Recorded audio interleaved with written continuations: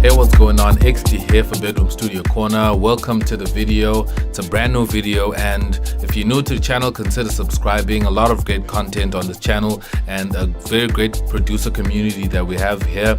Would love it if you could join us. So smash the like button before we begin. In this video today, I'm going to be talking more about creating chord progressions, and I want to kind of explore a little bit more about music theory, because I feel like I haven't really been speaking about it a lot lately in my usual videos. So today I want you to understand why chord progressions and understanding how chords work is very crucial to making great music. So I want us to do that today in FL Studio, and I hope that this can help you create more melodic, much more nicer sounding music that will help you and that will be a stamp of your brand as a musician, as a producer, and you make that one powerful song that you've always wanted to make. Now, what a chord progression is, for people that don't know, it's a series of chords that play, like, for instance, if you take, like, let me give for example the song Charlotte by Prince KB and Lady Zamar. That first piano that you hear that everyone likes, that is a chord progression. It keeps repeating itself. It's actually been used by Casper Nyovest and Davido. That's a whole other issue, but it's a very unique chord progression, and it's very nice and it's very catchy.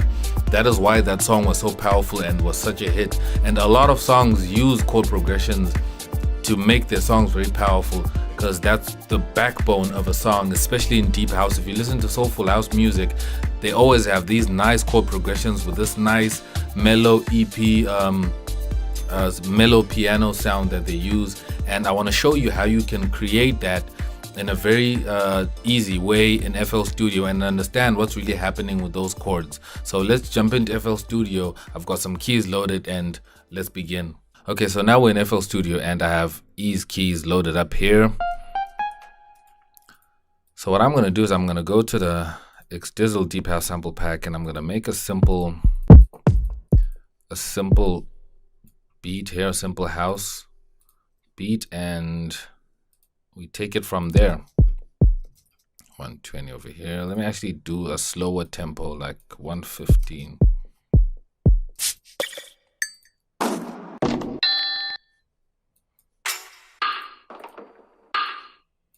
I like that sample for some reason.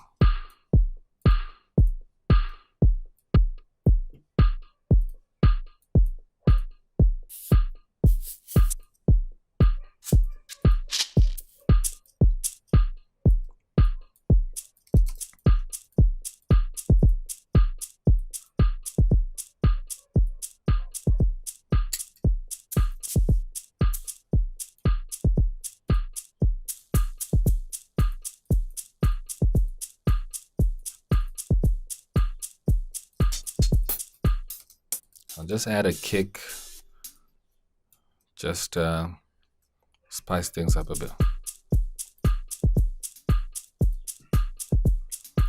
Okay, so we have a simple beat over here. So now let's get to the chord progression, right?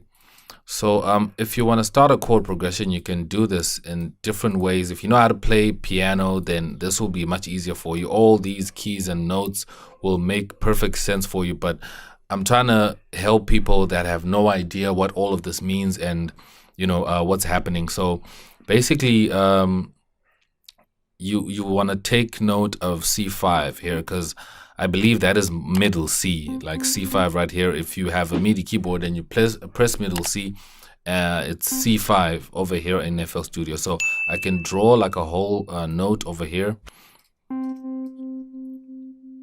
That is C5. So this is just a basic note, but if I do this, that is now a melody. So if I want to turn this into chords, I can just pull these guys back like that. Now that is a chord. Then I can select all of these and bring them here. That is a chord. So I already have a chord here, so you can play around with it how you want. Like maybe you can just remove a note like there. and move them around like this. But what I love about FL Studio is that it can allow you to make your chords, and it can help you and aid you along the way, so you know what scale to play in. And I always talk about ghost notes, and our FL Studio is very intelligent, and I love how they help you in creating chords and making it easier for you. If you go here on helpers, you can see scale highlighting over here. It highlights which scale you're playing in. Mine is already set to minor melodic, but I love the automatic feature, because what it does is that it clears out everything here, and it tells you, it kind of detects what scale you're playing in, and then it highlights the notes of the scale that you're playing in. Now, I can do this by adding some notes here. Like, let me add a C major here. Okay, there we go. Now, that's a C major that I just added right now. So already FL Studio has assigned all these white notes, reflecting that those are the notes that are in the scale of C major. So that makes it very easy for me to start adding more notes and start building my chord progression.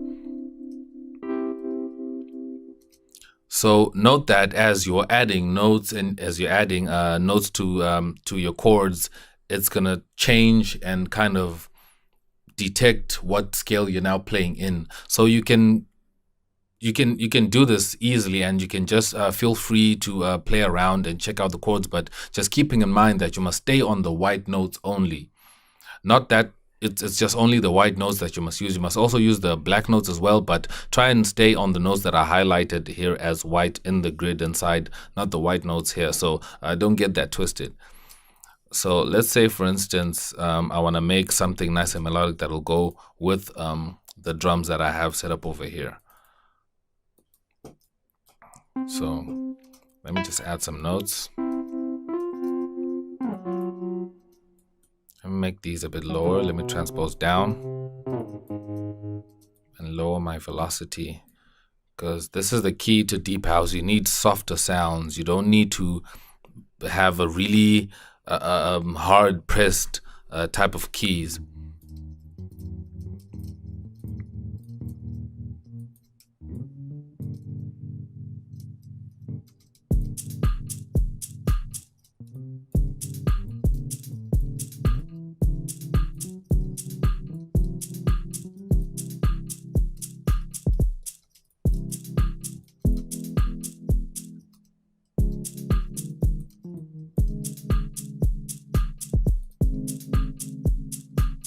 Sounds nice.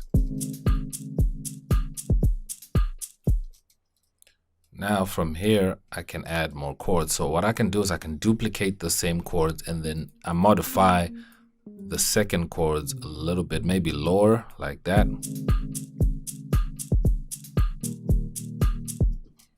Then I want them to end here, right here by the third. Then I can add a razor and cut them. And then I can select them again and duplicate them again, but now I want them to go back up. So already the chord progression is kind of working out. Now remember, I'm sticking to the white notes here. So as I'm now kind of changing these other chords that I just duplicated right now, I must just stay in these white notes. So maybe I can move this one there. And you can see the grid is actually changing as I move these around. Okay, I think that's fine. Let's just hear how that sounds like.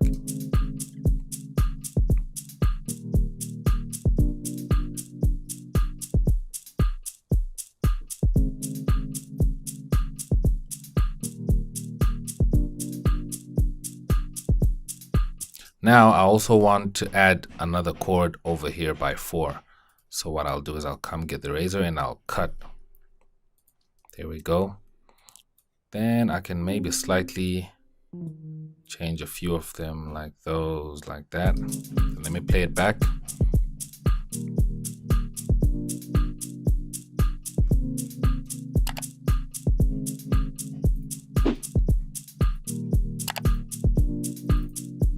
Very soulful, very easy. I mean, FL Studio makes all of this just so simple and so easy. I know a lot of people don't want to move to FL20, but I advise people to upgrade to FL20 if you can get it. The older versions don't really have this feature, depending how far back you go with the versions, but FL20 does all of this very easy, and I just enjoy the updates they keep putting out because it makes it so easy for us to compose. That's all they're trying to do. They're not trying to make it hard for us, but they're trying to make it easy. So make it easy for yourself and get FL Studio 20. So with this, I can also use the same technique that I just showed you right now to add bass to my track. Like for instance, let me add a bass. Let me pick, let's go here in GMS and see what they have. Let's see.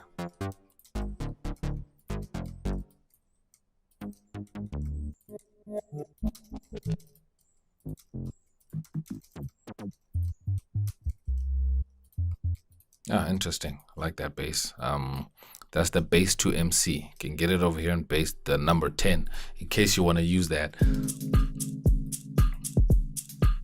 Now, as you can see in here, if I go to the piano roll of the bass, my notes are already highlighted in here. So this is a guide for me to add my bass. I have somewhere to start. Instead of getting here and there's like nothing over there, there's no guide whatsoever, you're going to struggle to put your bass. So now I can just follow this note over here.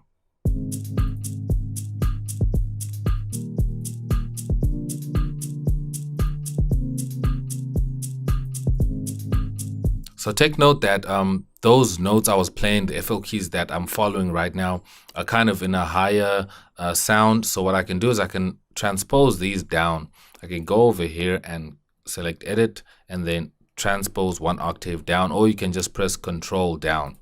If I do that, it'll bring them down here and make them more bass notes. Then I can start playing around with these notes just to make them more interesting.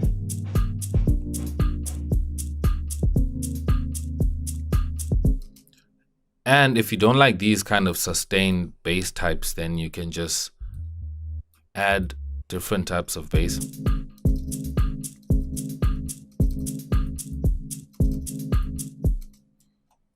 Let me add these little notes over here. Let me raise the volume over here because I can see that my velocity is pretty low.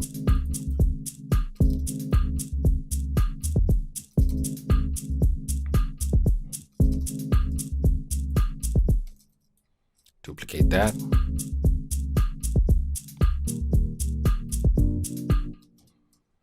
I can also duplicate that again. Put that there. Duplicate that, put that there.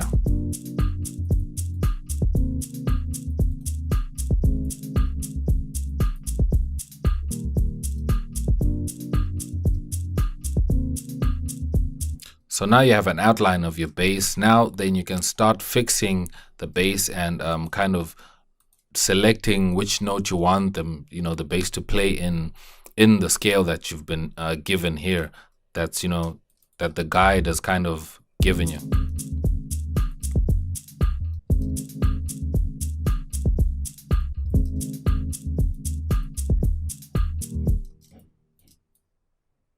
Can raise those.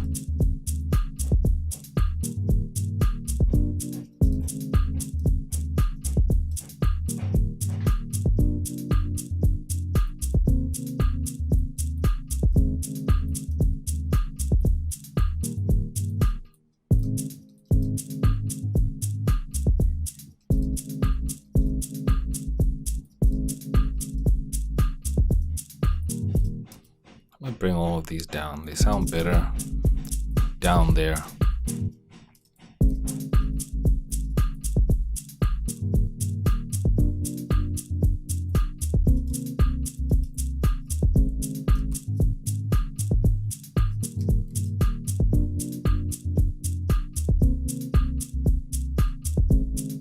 So this is a way you can make bass, or you can make kind of a simple bass that keeps repeating itself like this. Like you can make kind of an arpeggio type of a bass.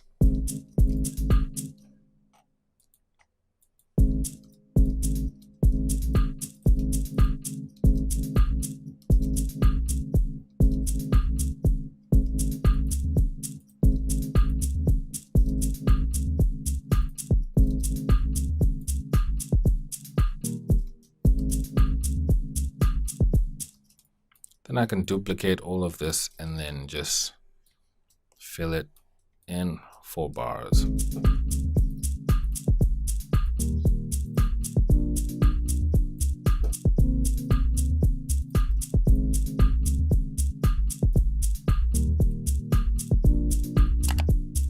There we go.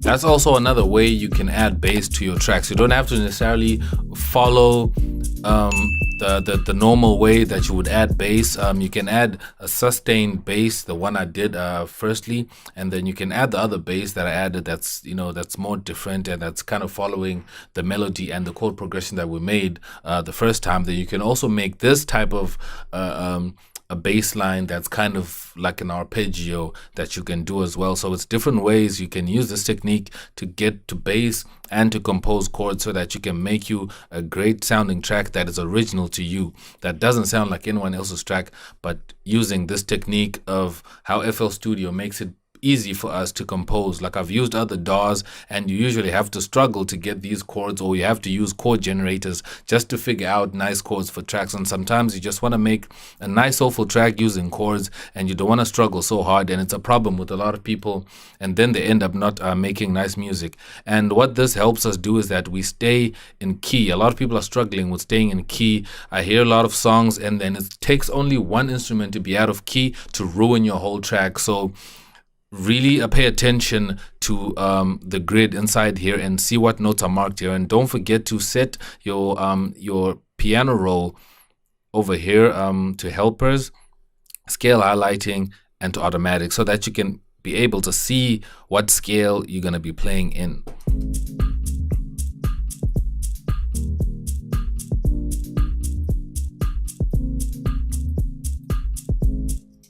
Let me add just another sound here just to kind of give it a little bit of more variation. Like I could add let's say a lead.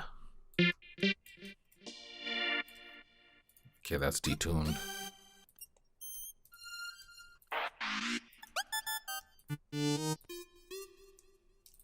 There we go.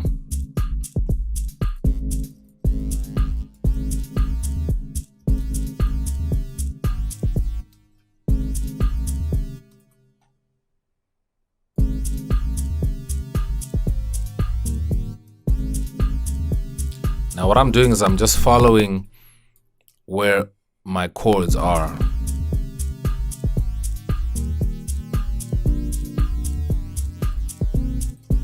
Let that one sustain.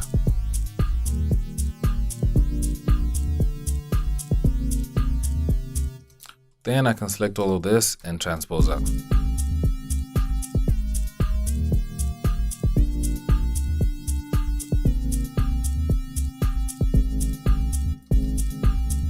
Transpose up again.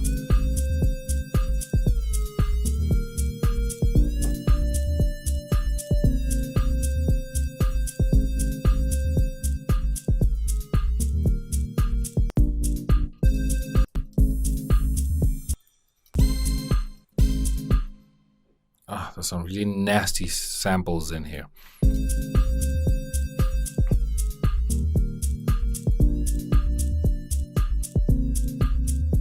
But as you can see, it makes the whole process of composing songs a lot easier when you just follow the guide that is in the helpers. That's why it's there. That's why it's such a great feature. That's why I always use it all the time.